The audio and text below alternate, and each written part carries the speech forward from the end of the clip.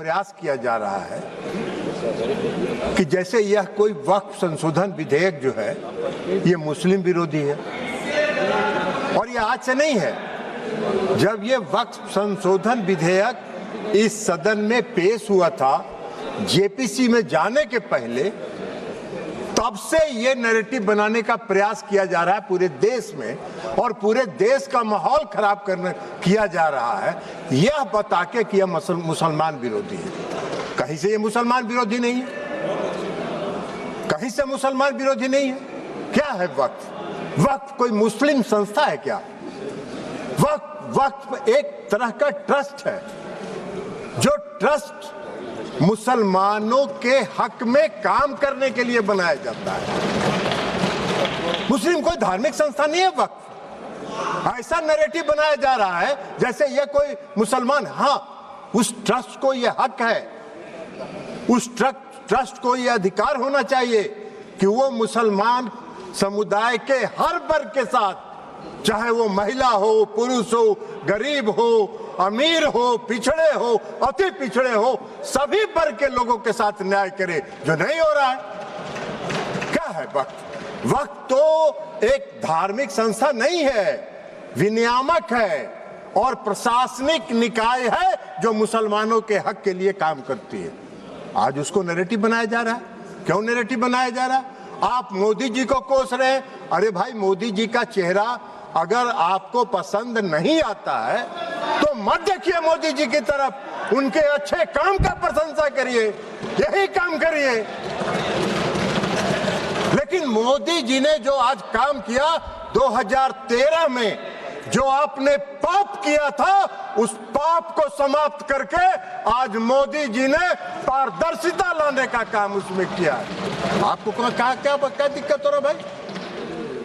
हाँ, ये अलग बात है कि आपको मोदी जी पसंद नहीं है तो नहीं है, तो मत रहे, लेकिन देश की जनता मोदी जी को पसंद करती है और इसलिए मोदी जी पारदर्शिता के साथ समाज के हर तबके के लिए काम करने का काम करते हैं। ये पाप आपका है और आपके उस पाप को आज मोदी जी ने आपके चंगुल से, उस गिरोह से निकाल के आम मुसलमानों की तरफ उसको फेंक दिया है उसके काम करने के लिए। तो ये आपको खराब लग रहा है? क्यों खराब लग रहा है भाई? ये खराब लगने की कोई चीज तो है नहीं। आप मुसलमानों के कल्याण के विरोधी हैं क्या? आप मुसलमानों के कल्याण के लिए अगर मोदी जी ने कोई काम किया तो उसकी प्रशंसा करनी चाहिए थी।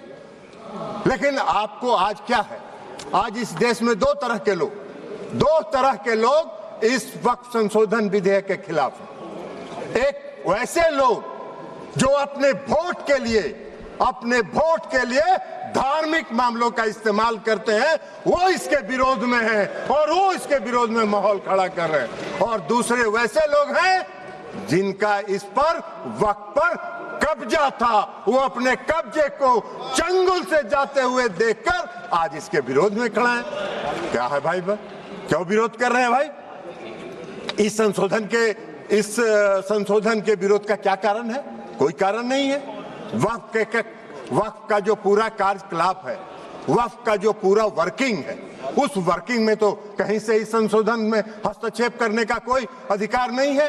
लेकिन अगर वक्फ के कार्यकलाप में हम कोई हस्तक्षेप नहीं कर रहे हैं, लेकिन हम वक्फ का जो आमदनी है वह आमदनी सही मामलों में मुसलमानों के लिए खर्च हो, इस पर नजर रखने के लिए हम इसमें संशोधन लेके आए। आपको क्या दिक्कत नजर आ रहा है इसमें?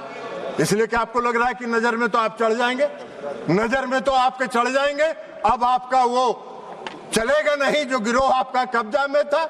मुसलमानों के हक में काम होगा, बेहतर प्रबंधन होगा, धन के दुरुपयोग को रोका जा सकेगा और सिर्फ उसके कार्यकलाप पर निगरानी रखने का तंत्र विकसित किया जा रहा है। इसमें आपको कोई विरोध का आधार नहीं है। और ये नैरेटिव अगर आप बना रहे हैं पूरे देश में, तो अपने लाभ के लिए, अपने राजनीतिक लाभ के लिए, अपने वोट के लिए आप इसका इस्तेमाल कर रहे हैं।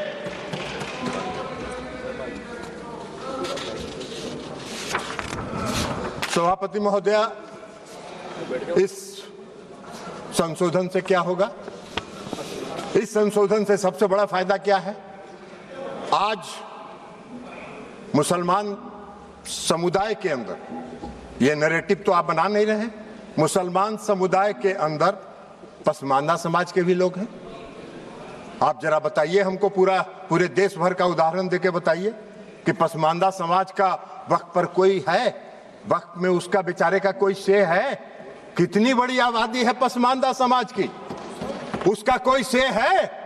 आप पूरे देश में, आपके नेता, कांग्रेस पार्टी के नेता पूरे देश में चिल्ला चिल्ला के कह रहे हैं जातीय गणना कराइए, जनगणना कराइए, तो कराइए, तो मुसलमान के पसमानदा के आप खिलाफ कहां हैं? अगर उनको हक दिया जा रहा है और उनको अधिकार दिया जा रहा है। आपको बता देते हैं, आपको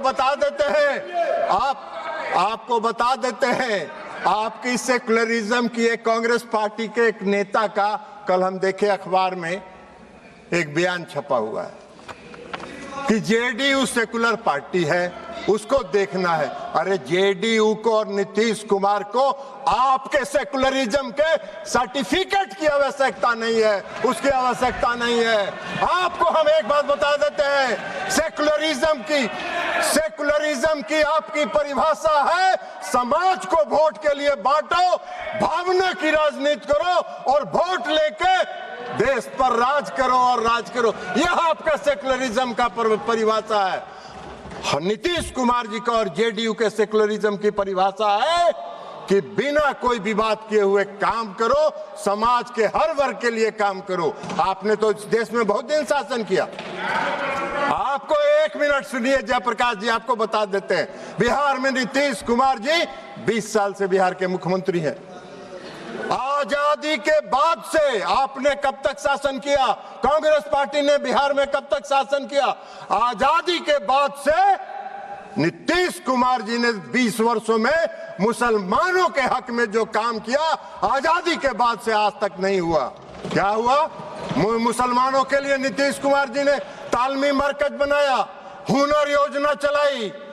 भागलपुर दंगा हुआ था, किसके राज में हुआ था? वेणुगोपाल जी, आपके राज में हुआ था। क्या न्याय किया था आपने मुसलमानों के लिए? नीतीश कुमार जी ने एनडीए के राज में भागलपुर के दंगा पीड़ितों को न्याय देने का काम किया। यह काम नीतीश कुमार जी ने किया। आपका सेकुलरिज्म की क्या परिभाषा है? नीतीश कुमार जी ने पूरे बिहार के कब्रिस्तान की घेराबंदी करा दी। आप तो आजादी के बाद से इतना दिन शासन किए, कौन सा काम आपने किया बिहार में और मुसलमानों के हक में, ये बता दीजिए। लेकिन नीतीश कुमार जी वोट के लिए राजनीति नहीं करते हैं और नीतीश कुमार जी ने मुसलमानों के हक में बिहार में जितना काम किया, भारतीय जनता पार्टी उसकी भागीदार रही। भारतीय जनता पार्टी के समर्थन से ये काम हुआ। आप कहां खड़े हैं जयप्रकाश जी? ऐसे ही चिल्पो चिल्पो करते रहिए, कुछ होना जानी नहीं है।